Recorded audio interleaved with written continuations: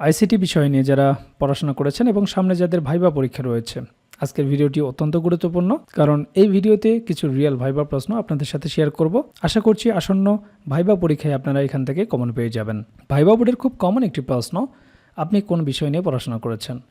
যখন আপনি বলবেন যে আইসিটি, তখন আপনাকে জিজ্ঞেস করতে পারে কম্পিউটারের ভাষা কি, কম্পিউটার কিভাবে কাজ করে।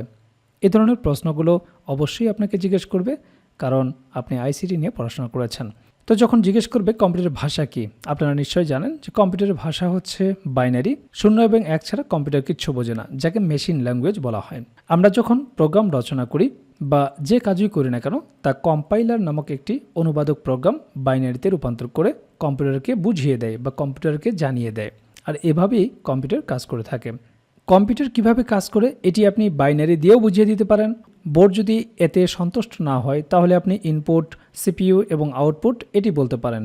প্রথমে ইনপুট দেওয়া হয়, এরপরে সেন্ট্রাল প্রসেসিং ইউনিটে সেটি কাজ করে, এরপর আউটপুটের মাধ্যমে ফলাফল প্রদর্শন করে। যেহেতু আপনি আইসিটি নিয়ে পড়াশোনা করেছেন, এ ধরনের প্রশ্ন কিভাবে ফেস করতে হবে এটা আপনারা খুব ভালো করেই জানেন। যখন সুন্দরভাবে প্রথম প্রশ্নটি আপনি আনসার করবেন, এরপরে আপনাকে জিজ্ঞেস করতে পারে যে পজিশনাল সংখ্যা পদ্ধতি এবং নন পজিশনাল সংখ্যা পদ্ধতি বিষয়টা কি, বুঝিয়ে বলেন। তো আপনারা জানেন যে পজিশনাল সংখ্যা পদ্ধতি হচ্ছে যে সংখ্যা পদ্ধতিতে সংখ্যার মান তার অবস্থানের উপর নির্ভর করে, তাকে পজিশনাল সংখ্যা পদ্ধতি বলে। এই সংখ্যা পূর্ণ সংখ্যাও হতে পারে, আবার ভগ্নাংশও হতে পারে। আর নন পজিশনাল সংখ্যা পদ্ধতি কি? নন পজিশনাল সংখ্যা পদ্ধতি হচ্ছে যে সংখ্যা পদ্ধতিতে সংখ্যার মান তার অবস্থানের উপর নির্ভর করে না, তাকে নন পজিশনাল সংখ্যা পদ্ধতি বলে। যেমন রোমান যে সংখ্যা পদ্ধতি রয়েছে 1 2 3 4 5, এই রোমান সংখ্যা পদ্ধতি হচ্ছে নন পজিশনাল সংখ্যা পদ্ধতি। যখন এই প্রশ্নের উত্তরও আপনি পারবেন, এরপরে আপনাকে জিজ্ঞেস করতে পারেন সেটি হচ্ছে পজিশনাল সংখ্যা পদ্ধতি কয় প্রকার। তো আপনারা জানেন পজিশনাল সংখ্যা পদ্ধতি হচ্ছে 4 প্রকার। একটি হচ্ছে বাইনারি সংখ্যা পদ্ধতি, একটি হচ্ছে ডেসিমাল সংখ্যা পদ্ধতি, একটি হচ্ছে অক্টাল সংখ্যা পদ্ধতি, আর একটি হচ্ছে হেক্সাডেসিমাল সংখ্যা পদ্ধতি। এরপরে ভাইবা বোর্ড আপনাকে জিজ্ঞেস করতে পারে যে বেস কি, বিষয়টি বুঝিয়ে বলেন। তো প্রথমেই আপনি ডেফিনেশন দেবেন বেসটা কি। কোনো সংখ্যা পদ্ধতিতে যে কয়টি মৌলিক চিহ্ন বা সংখ্যা ব্যবহার করা হয় তার সমষ্টিকে বলা হয় ওই সংখ্যার বেস বা ভিত্তি। এরপর আপনি বিষয়টি বুঝিয়ে বলবেন। কিভাবে বুঝিয়ে বলবেন? ঠিক এভাবে আপনি বলতে পারেন যে বাইনারি সংখ্যা পদ্ধতিতে মোট 2টি সংখ্যা রয়েছে, একটি হচ্ছে 0 এবং আরেকটি হচ্ছে 1। তাহলে বলা যায় বাইনারি বেস বা ভিত্তি হচ্ছে 2। আবার অক্টালে ব্যবহৃত মোট সংখ্যা হচ্ছে 8টি, 0 থেকে 7 পর্যন্ত। তাহলে অক্টালের বেস বা ভিত্তি হচ্ছে 8। যখন এই প্রশ্নের উত্তর আপনারা সুন্দরভাবে দেবেন, এরপরে আপনাকে জিজ্ঞেস করতে পারে বিসিডি এবং আস্কি এর ফুল মিনিং কি বা এর পূর্ণরূপ কি। তো আপনারা জানেন যে বিসিডি হচ্ছে বাইনারি কোডেড ডেসিমেল এবং আস্কি হচ্ছে American standard code for information interchange. এরপরে আপনাকে জিজ্ঞেস করতে পারে ডি মর্গানের উপপাদ্য সম্পর্কে বলেন। আপনারা জানেন যে ডি মর্গানের 2টা উপপাদ্য রয়েছে। একেবারে ইন্ডিকেট করে বলতে পারে ডি মর্গানের যে প্রথম উপপাদ্য রয়েছে সেটি বলেন, অথবা ডি মর্গানের দ্বিতীয় উপপাদ্য। যদি ইন্ডিকেট না করে বলে, তাহলে আপনি যে কোনো একটা উপপাদ্য বলতে পারেন। দেখা গেল প্রথম উপপাদ্য বললেন, এরপরে বলতে পারে দ্বিতীয় উপপাদ্যটি কী, কাজেই দুটোই জেনে যাবেন।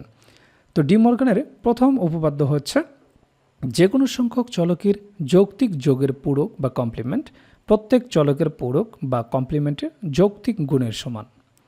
এবং দ্বিতীয় উপপাদ্য হচ্ছে যে কোনো সংখ্যক চলকের যৌক্তিক গুণের পূরক বা কমপ্লিমেন্ট প্রত্যেক চলকের পূরক বা কমপ্লিমেন্টের যৌক্তিক যোগের সমান। তো আপনারা দেখলেন ভাইবা বোর্ডে কী ধরনের প্রশ্নগুলো জিজ্ঞেস করা হয়, কোন কোন বিষয় থেকে প্রশ্ন জিজ্ঞেস করা হয়। আর এই বিষয়গুলো নিয়েই আমরা তৈরি করেছি প্রাইমারি ভাইবার জন্য কমপ্লিট একটা প্যাকেজ, যে প্যাকেজে আপনার বিষয়ভিত্তিক ভাইবা প্রশ্নোত্তর থাকবে, একেবারে রিয়েল ভাইবার আলোকে বিষয়ভিত্তিক নোটটি তৈরি করা হয়েছে। এছাড়াও আপনারা জানেন যে ডিপার্টমেন্টে আপনি ভাইবা দিতে যাবেন, সেই ডিপার্টমেন্ট সম্পর্কে অবশ্যই আপনাকে প্রশ্ন জিজ্ঞেস করতে পারে। তো সেই বিষয় সম্পর্কে একটা ভাইবা নোট থাকবে, প্রাইমারি সম্পর্কিত একটা ভাইবা নোট থাকবে। প্রাইমারি ভাইবায় অবশ্যই আপনাকে অনুবাদ জিজ্ঞেস করবে, অনুবাদের উপর একটা ভাইবা নোট থাকবে, যেগুলো প্র্যাকটিস করে গেলেই যথেষ্ট। এরপর আপনার নিজ জেলা সম্পর্কে অবশ্যই আপনাকে 2-1টি প্রশ্ন জিজ্ঞেস করতে পারে। আপনার জেলা কেন বিখ্যাত, আপনার জেলা দর্শনীয় স্থান কি, আপনার জেলার নামকরণ ইতিহাস কি, বিখ্যাত খাবার কি, ভাষা ও সংস্কৃতি সম্পর্কে জিজ্ঞেস করতে পারে, মুক্তিযুদ্ধে কী অবদান রেখেছিল, নানাবিধ গুরুত্বপূর্ণ প্রশ্ন থেকে আপনাকে 2-4টি প্রশ্ন জিজ্ঞেস করতে পারে। তো সে সম্পর্কিত আপনার জেলার ওপর সুন্দর একটা সাজানো গোছানো নোট থাকবে। এছাড়াও 1947 থেকে শুরু করে বর্তমান সমসাময়িক পর্যন্ত গুরুত্বপূর্ণ বিষয়ের উপর যে সমস্ত প্রশ্নগুলো আপনাকে জিজ্ঞেস করতে পারে সেই বিষয়গুলো নিয়ে সুন্দরভাবে সাজানো গোছানো একটা সাধারণ জ্ঞান ভাইবা নোট থাকবে। এছাড়াও আপনারা জানেন যে প্রাইমারি ভাইবা বোর্ডে বাংলা ব্যাকরণ এবং সাহিত্য অংশ থেকে বেসিক কিছু প্রশ্ন জিজ্ঞেস করে থাকে, সে বিষয়ে একটি ভাইবা নোট থাকবে।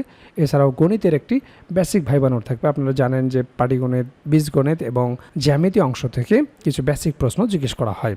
যেহেতু আপনি প্রাইমারির শিক্ষকতা করবেন, একেবারে বেসিক জিনিসগুলো যদি আপনি না বলতে পারেন তাহলে চাকরি পাওয়াটা আপনার জন্য দুষ্কর হয়ে যাবে।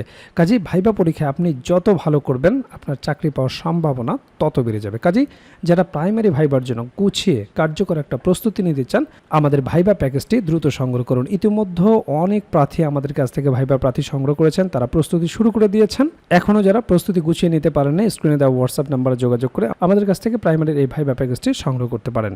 প্যাকেজটি আপনারা দুইভাবে নিতে পারবেন, আপনারা হার্ড কপি নিতে পারবেন কুরিয়ারের মাধ্যমে, এছাড়াও পিডিএফ প্যাকেজ আপনারা নিতে পারবেন।